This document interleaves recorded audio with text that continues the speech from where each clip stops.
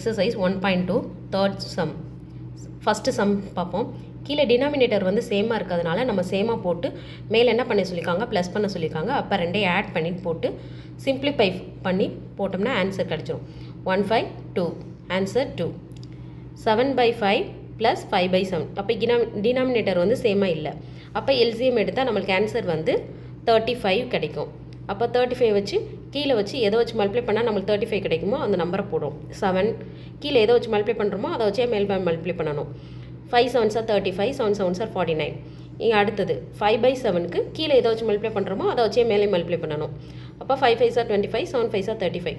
கீழே டினாமினேட்டர் இப்போ சேம் ஆயிடுச்சு. அப்போ ஒரே மாதிரி வச்சுட்டு மேலே உள்ளதை ஆட் பண்ணோம்னா 74/35. Third sum. 6/5 ப்ளஸ் -14/15. கீழே டினாமினேட்டர் சேமாக இல்லை. அப்போது எல்சிஎம் எடுத்தோம்னா 15 கிடைக்கும். கீழே எதை வச்சு மல்டிப்ளை பண்ணுறோமோ அதை வச்சு மேலே மல்டிப்ளை பண்ணணும். 5 3s are 15, 6 3s are 18. இங்கே நம்மளுக்கு 15 இருக்குது, அதனால் அப்படியே வச்சுக்கலாம். அப்போ கீழே 18/15 ப்ளஸ் -14/15. இப்போ இங்கே மைனஸில் இருக்குது. அப்போ plus into minus minus 18 - 14/15 subtract பண்ணோம்னா 4. இப்போ இம்ப்ராப்பர் ஃப்ராக்ஷன்லேருந்து ஃப்ராக்ஷன் மெத்தடை மாற்றிக்கணும். -4 2/3 வந்து 4 3s are 12, 12 + 2 14/3.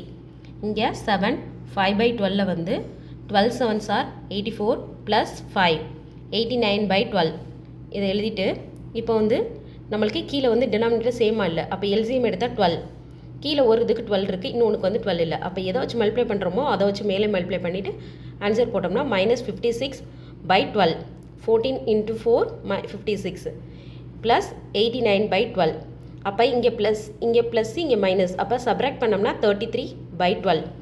இப்போ சிம்பிளிஃபை பண்ணோன்னா 1 3 is 3, 1 3 is 3, 4 3s are 12, 11/4. இப்போ இது வந்து நம்மளுக்கு இம்ப்ராப்பர் ஃப்ராக்ஷனில் தான் இருக்குது. அதை வந்து அதே மாதிரி நம்ம ஆன்சர் கொண்டோம்.